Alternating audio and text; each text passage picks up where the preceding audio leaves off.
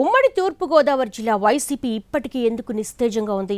ఒకరిద్దరు తప్ప ముఖ్యమైన నాయకులు ఎవరు ఎందుకు టచ్ మీ నాట్ అన్నట్టుగా ఉంటున్నారు? వాళ్ళది భయమా, వ్యూహమా, లేక రెండూ కలగలిసి భయంలో నుంచి పుట్టుకొస్తున్నటువంటి వ్యూహమా? దేనికి భయపడుతున్నారు? ఇక్కడి విపక్ష నేతలు పార్టీకి మళ్లీ జోష్ ఎప్పుడొస్తుందని అంటున్నారు.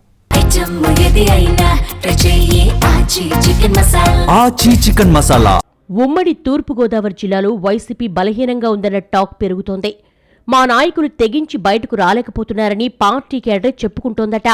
2024 ఎన్నికల్లో ఇక్కడ ఒక్క సీటు కూడా గెలుచుకోలేకపోయింది పార్టీ. 2 ఏళ్లు దగ్గర పడుతున్నా ఇప్పటికీ ఉమ్మడి జిల్లాలోని పలువురు నేతలు మౌనం వేడడం లేదు. ఏదైనా కార్యక్రమానికి అధినాయకత్వం పిలుపునిస్తే ఆ కాసేపు హడావుడి చేసి వెళ్లిపోతున్నారట.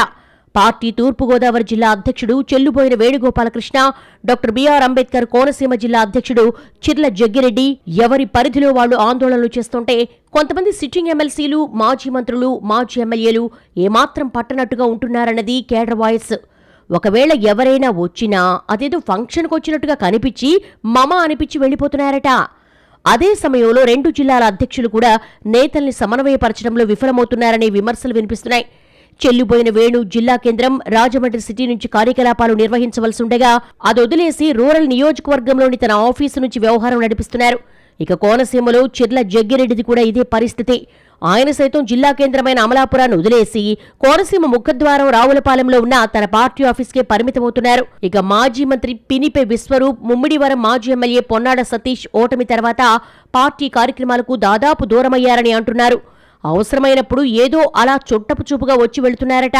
ప్రస్తుతం పదవిలో కొనసాగుతున్న రాజ్యసభ సభ్యుడు పిల్లి సుభాష్ చంద్రబోస్, ఎమ్మెల్సీలు కుడిపూడి సూర్యనారాయణ, ఇజ్రాయెల్ వంటి వారు కూడా యాక్టివ్గా పార్టీ కార్యక్రమాలు నిర్వహించడం లేదన్నది కార్యకర్తల మాట.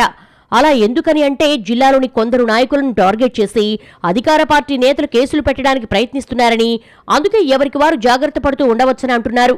కేసులు పెట్టినా పర్వాలేదంటూ రాజానగరం మాజీ ఎమ్మెల్యే జక్కంపూడి రాజా దూకుడుగానే ముందుకెళ్తుండగా, కొందరు నాయకులు మాత్రం వాటికి భయపడి సైలెంట్గా ఉంటున్నారని పార్టీలోని గుసగుసలు వినిపిస్తున్నాయి.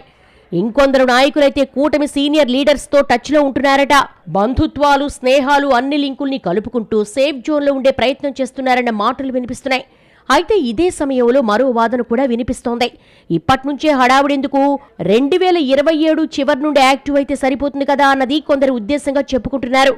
అప్పుడే హడావుడి చేస్తే వీలైనంత ఎక్కువగా చేతి చమురు వదలడం తప్ప వేరే ప్రయోజనం ఏదీ ఉండబోదన్న ఉద్దేశం కూడా ఉండి ఉండవచ్చంటున్నారు.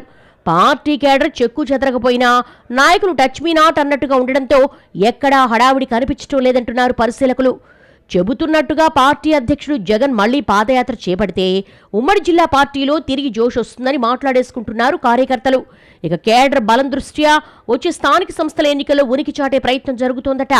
కొందరు కింది స్థాయి నాయకులు గ్రామాల వారీగా సమన్వయం చేసుకునే ప్లాన్లో ఉన్నారట. ఏది ఏమైనప్పటికీ మళ్లీ జగన్ పాదయాత్ర మొదలైతేనే పార్టీకి ఊపొస్తుందన్నది వైసీపీ వర్గాల వాయిస్.